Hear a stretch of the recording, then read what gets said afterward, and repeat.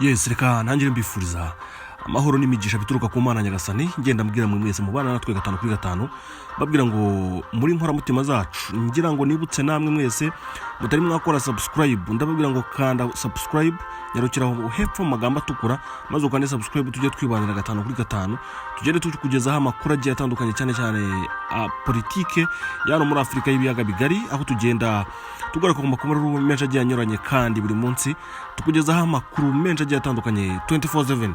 Rero twihuse tuhise tuvunira mu mavi, ndagira ngo mbagezeho umutwe w'inkuru tugiye kuba tubagezaho. Aba barwanyi ba FDLR biyemeje kurwanya leta y'u Rwanda nubwo bitazigera bibahirana mba, bakomeje gupfa nk'udushwiriri. Umuvugizi wa FDLR yigeze kwemeza ko Colonel Augustin Nshimiyimana yafatiwe mu rusengero. Reka twite tumanuka ino nkuru twihuse. Hatangajwe amakuru ko Colonel Augustin Nshimiyimana wa FDLR yafashwe, ariko amakuru n'uburyo yafashwemo ntiyajya ahagaragara. Umuvugizi wa FDLR yatangaje ko ayo makuru ari impamo ko Colonel Augustin Nshimiyimana wo mu nyeshyamba za FDLR zirwanya ubutegetsi bw'u Rwanda kandi zigizwe na bamwe mu basize bakoze jenoside mu Rwanda yafashwe ku cyumweru muri Kivu ya ruguru, afatirwa mu rusengero. Colonel Nshimiyimana yabaye uwungirije ushinzwe iperereza muri FDLR hagati ya 2011 na 2019. Yafatiwe mu gace kitwa Rubaya ka teritwari ya Masisi mu ntara ya Kivu ya ruguru, nk'uko umuvugizi wa FDLR bivuga. Nk'uko Kure Ngoma yabitangarije BBC ati nibyo baraje bamusangaho, yari yagiye mu birori byo kubatirisha umwana we baramufata.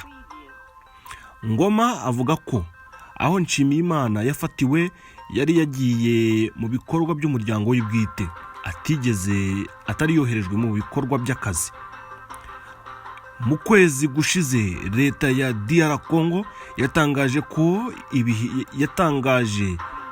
ibihe bidasanzwe mu ntara za Kivu ya ruguru na Ituri bigamije kurandura imitwe y'inyeshyamba irimo niyo mu bindi bihugu ihakorera, ariko by'umwihariko kuva Perezida Felix Tshisekedi yajya ku butegetsi ntabwo imitwe irwanya u Rwanda byayihiriye.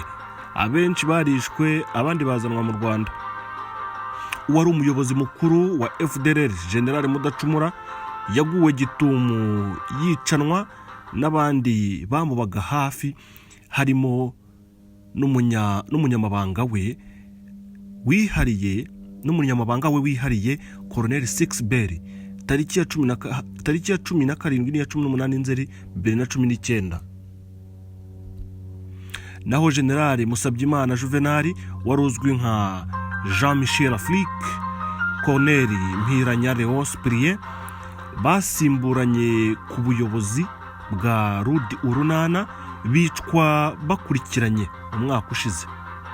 Colonel Augustin Nshimiye avuka mu cyahoze ari komine Karago muri perefegitura ya Gisenyi ni Nyabihu y'ubu. Akaba ari mubyara wa Colonel Nkundiye waguye mu ntambara y'abacengezi, akaba na mubyara wa Colonel Nkundiye waguye mu ntambara y'abacengezi mu 1998, ndetse n'uwahoze ari umuvugizi wa FDLR nka Kayinyasi wiyitaga Bazeyi Fils Laforge, wafashwe akazanwa mu Rwanda avuye mu nama muri Uganda yari yatumiwemo na Perezida Museveni ngo bihuze na RNC, gusa ntibyigeze bibahira. Uwasimbuye Colonel Nkundiye ku buyobozi bwa FDLR ariwe Lieutenant Colonel Dr Mugemanyi, nawe yahise yicwa mu kwezi kumwe n'uwo yarasimbuye. Ubu umutwe wa FDLR ishami rya gisirikare ari ryo FOCA riyoborwa na General Pacifique Ntawunguka bita Omega. Ngayo nguko bakomeje gupfira rimwe nk'udushwiriri, udapfuye ubafejo, udapfuye baramuzana bakamugeza mu Rwanda agakanirwa urumukwiye. Iyi mitwe yitwaje intwaro kandi iyi mitwe y'iterabwoba irwanya leta y'u Rwanda ntibizigera bihira kuko ntawagiriye nabi u Rwanda ngo Imana imurebe icyoroshye. Ndabakunda cyane, njye nagaruka mu kanya ngenda bagezaho n'izindi nkuru zigiye zitandukanye. Wowe bana natwe 5 kuri 5, biroroshye cyane, manuka mu magambo y'umutuku ukande subscribe, uzajya ubona amakuru agiye atandukanye akugeraho 24/7. naho njye ndagaruka mu kanya. Amakuru yacu tuyahere muri Repubulika Demokarasi ya Kongo yamaganira kuri bitero biheruka mu burasirazuba bw'icyo gihugu, ivuga ko byakozwe n'umutwe wa leta ya Kisilamu. Eugenie Mukankusi arakomeza.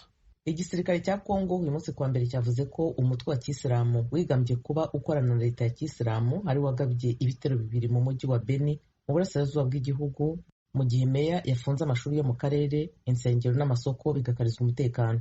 Igisirikare ejo ku cyumweru cyavuze ko ibyo bitero byakozwe mu buryo bw'umutwe wa ADF byakoreshejwemo ibisasu biturika mu bihe byahise. Nta muntu wiciwe muri ibyo bitero byombi uretse gusa ukekwaho gutega bombe mu gitero cya kabiri nyuma y'uko igisasu yari atwaye giturikiye mu ihuriro ry'imihanda igendwa cyane. Ikindi gisasu cyaburijwemo kare mu gitondo cy'umunsi w'ejo, hakomereka abantu 2 kuri kiliziya y'Abagatulika. Ibirego by'igisirikare byahuye n'inyandiko yatangajwe n'intagondwa z'umutwe wa leta ya Kisilamu IS zigamba ko zagabye ibitero, zivuga ko ibisasu byahitanye abantu 2. Ibiro ntaramakuru Reuters byo mu Bwongereza dukesha iyi nkuru ntibyabashije kubona ukuri ku ruhande rw'abadafite aho babogamiye ku byo umutwe wa IS wanyujije muri Telegram. Uyu mutwe wigambye ubundi bwicanyi inshuro zibarirwa muri 100 bwitiriwe umutwe wa ADF mu myaka 3 ishize. Minisitiri w'itumanaho wa Kongo yavuze kuri Twitter ko umwiyahuzi wateze bombe ari we ubarwaho igisasu cya kabiri cyaturitse mbere y'igihe. Umuhungu wa nyakwigendera Muammar Gaddafi wari perezida wa Libya ashobora kwiyamamaza kuba perezida mu minsi iri imbere. Iki gitekerezo gihangayikishije impuguke mu by'ububanyi n'amahanga. Saif al-Islam Gaddafi, umuhungu wa nyakwigendera Muammar Gaddafi wari perezida wa Libya, amaze igihe atagaragara mu ruhame kuva mu mwaka 2017 ariko we n'inyeshyamba zari zamufashe. Ubu agaragara nk'uwitegura kwiyamamaza mu matora y'umukuru w'igihugu umuryango w'abibumbye n'ibihugu by'Uburayi na Amerika byifuza ko yaba muri Libya mu kwezi kwa 12. Kuba agaragara muri aya matora biteye ubwoba abadiplomate ba Amerika n'Uburayi n'impuguke mu by'ububanyi n'amahanga. Baravuga ko igihugu cya Libya gisanga mu bibazo bihagije bigitegereje hatiriwe hinjiramo umuhungu wa Gaddafi utavugwaho rumwe n'abatari bake. Zimwe mu mpuguke mu byerekeye ububanyi n'amahanga zibona ko kwinjira kwe muri politiki ya Libya muri iki gihe byaba bifite isura yo gushaka kwihorera kuruta iyo kunga abaturage. Saif ushakishwa n'urukiko mpanabyaha mpuzamahanga rumukurikiranyeho ibyaha by'intambara amaze igihe avugana n'itangazamakuru rya Amerika n'Uburayi abinyujije mu bahuza.